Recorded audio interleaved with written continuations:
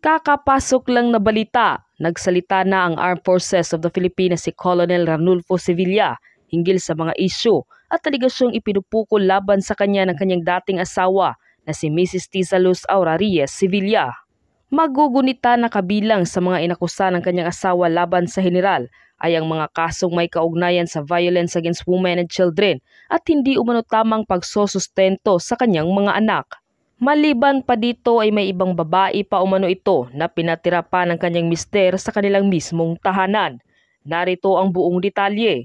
Ngunit bago tayo magpatuloy, huwag kalimutang i-like, share, subscribe, and click the notification bell for more updates and for more upcoming videos. Maraming salamat!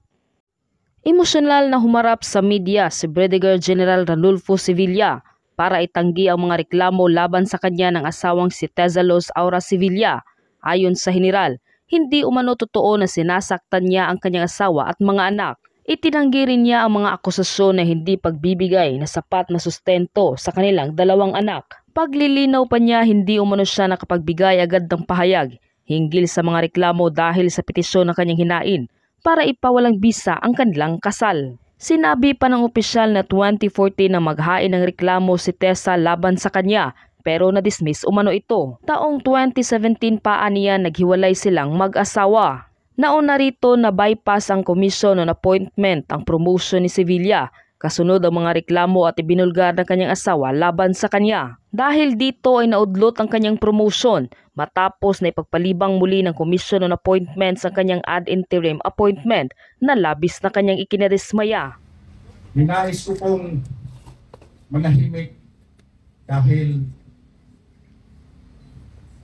dito po sa court order na ito na pinagbabawalan ang aking ex-wife si Tiza Reyes na magsalita sa kahit anong forum. Pero patuloy niyang nilalabag. Itong court order na ito ay address sa kanya pero dahil ako ay party to the cases that I filed, I opted to remain silent so as not to violate any rules of the court. Ito po ay nagmula sa kaso na indirect contempt na pinail namin sa kanya. At yung indirect contempt na yon ay nagmula sa kaso na ipinail ko or petition na ipinail ko na absolute declaration of nullity of marriage. So yun po ang dahilan kung bakit nanahimik ako, pero lately po hindi ko na po kaya dahil apektado na po ang aking mga anak. Yung isa kong anak nagkaroon ng depression dahil sa mga sobra-sobrang mga sinasabi laban sa akin. And she keeps on saying, my dad is not perfect, but he is not a monster. So, hindi ko po alam anong magiging resulta nito dahil sobra-sobra po at pilit pa niyang idamay ang institusyon kung saan ako nagsiservisyo by way of saying na walang ginagawang aksyon ang AFP. Mamaya po sasagutin ko yan kung bakit mali ang mga paratang niya.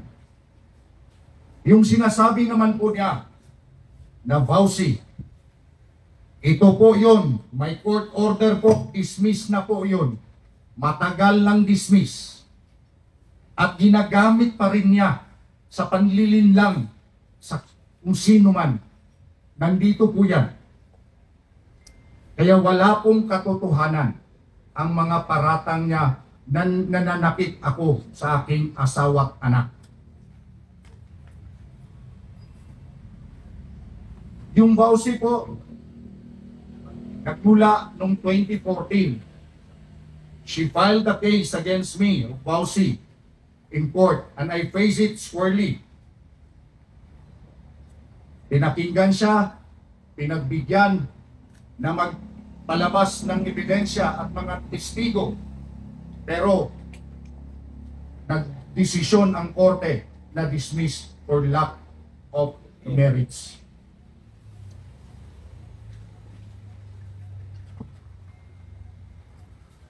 Ano bang pananakit ang tinutukoy niya? 2017, February, hiwalay na kami. June 12, 2017, umalis siya ng bahay. Tangay lahat ng gamit namin, pati dalawang anak namin. Kinausap pa siya ng lawyer na huwag ka nang umalis. Siya mismo nagpupumili na umalis. Ayaw kong itackle in detail ito kasi nasa korte po lahat ang details nito. I was promoted to colonel in 2018. Wala pong complaint sa akin. Walang case na na-file sa akin about vouching. At na-promote ako na confirm sa commission on appointment. Anong vouching ba ang sinasabi niya? May sinasabi siyang child abuse. Ginamit ang anak namin para magsalita, mag-implicate sa akin for child abuse. Masakit po sa akin yun dahil may anak ako na Sambuangan, maliit pa siya. Kinuha ko, pinaaral, pinihisan, pinalaki, hanggang nag-college at hanggang nag-masteral, ginastusan ko. Nakatapos. Yung pangalawa kong anak, nandito sa akin, pinaaral ko, binihisan, pinakain, lahat ibinigay hanggang nakapagtapos sa college. Tataka lang ako, paano ako magkaroon ng child abuse?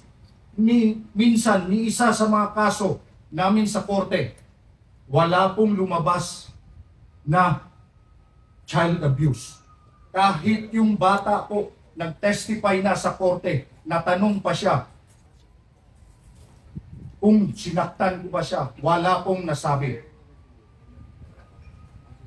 So, last Tuesday po, nagsasalita yung anak ko na siya raw ay minamaltrato. Ako'y nasaktan talaga dahil ginamit ang anak ko. Pero hindi niya alam na pagkatapos magsalita ng anak ko doon sa inyo, sa media, lumapit po ang anak ko, pumunta sa akin sa holding area at umiyak, yumakap. Ito po ang video. Ito po ang video. Yumakap siya sa akin. Meron po bang child or abused child na lalapit sa abuser? Kayo na po ang humusga tungkol dyan. Therefore, I would like to categorically deny the accusation of child abuse. Tungkol naman po sa accusation niya ng AFP, Philippine Army, walang aksyon sa mga complaints niya. Hindi po totoo yun. Sinisira lang niya ang AFP. Dahil po, ito po ang magpapatunay. Itong mga dokumento na ito, iilan lang ito sa mga dokumento na pinirmahan niya at may mga perma ng mga opisyal na umaksyon sa mga complaints niya. Siguro sinasabi niya na walang aksyon dahil halos lahat ng complaints niya ay hindi pwedeng aksyonan dahil imposibleng aksyonan. Kagaya nitong sinasabi niya, pinapaalis ang nanay ko at anak ko sa pamamahay ko sa Fort Bonifacio habang nandoon ako sa Maguindanao nakipaglaban sa mga rebelde. Masakit sa akin yun. At masyadong nilapastangan niya ang AFP. Dahil ginawa naman ng AFP ang nararapat. Pero hindi pwedeng gawin ng AFP yung gusto niya. Kaya nga po, sinulatan siya. Ito po, basahin ko. Dear Mrs. Sevilla, this has reference to your letter dated 17 October 2014, nasa Maguindanao po ako nito. Seeking assistance to restrict your husband from entering the camp or within 5-kilometer radius from your housing unit, and to turn over the mother and daughter of Lieutenant Colonel Sevilla to their next of kin, and that, after such enforcement, to furnish the court to help the latter's query regarding conjugality of military housing units and law enforcement inside military installations. In reply to your request, the command, upon report of violation, can restrict subject officer from entering his housing unit during the period of the TPO. However, subject officer cannot be restricted from entering inside camp because he is an active military officer who usually on task to report at offices located inside headquarters, Philippine Army. Whereas the quarters is only a grant while in the active service, the use thereof is exclusively for him and his immediate family. This includes his mother and daughter. Further, the request for military police assistance is not necessary because you have all the rights to report any violation of the TPO to the issuing unit. Thank you for bringing this matter to us. Very truly yours. Hindi ko na po basahin pangalan ng opisyal. So again, ulitin ko, yung paggamit, yung pagsasabi niya na walang aksyon ang AFP, ang Philippine Army, ay misleading po yun. Kasinungalingan. Dahil marami pong dokumento na magpapatunay na inaksyonan.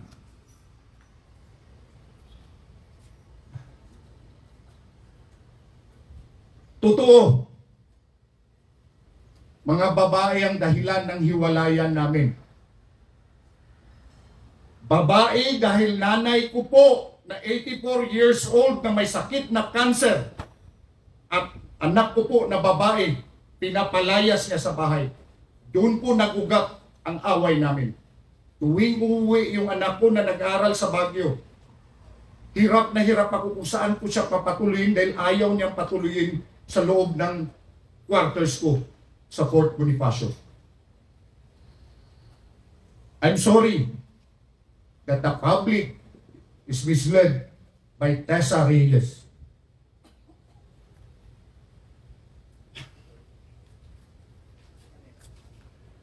Nasasaktan ako dahil hindi sa nangyari sa akin. Nasasaktan ako dahil mga anak ko dinadamay. Pilit kong iiwas yung mga anak ko. In fact, during the deliberation, I personally asked for an executive session dahil respeto sa korte at proteksyon sa mga anak ko na hindi sila madamay sa away naming mag-asawa. Ngunit, anong nangyari? Pagkatapos sa executive session, lumabas siya, nagpa-interview at nilaglag lahat ng pinag-usapan sa executive session. Tama ba yun?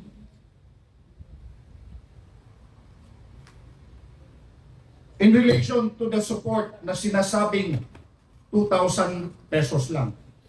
Totoo po yun. Pero ito po ang mga dahilan kung bakit naging ganun. Simula pa noong 2013, nag-aaway na kami dahil sa anak ko na ayaw niyang papatuloyin. Tuwing uuwi, lalaya siya. At ito ang nangyayari. Simulat sa pool, hawak niya ang ATM ko.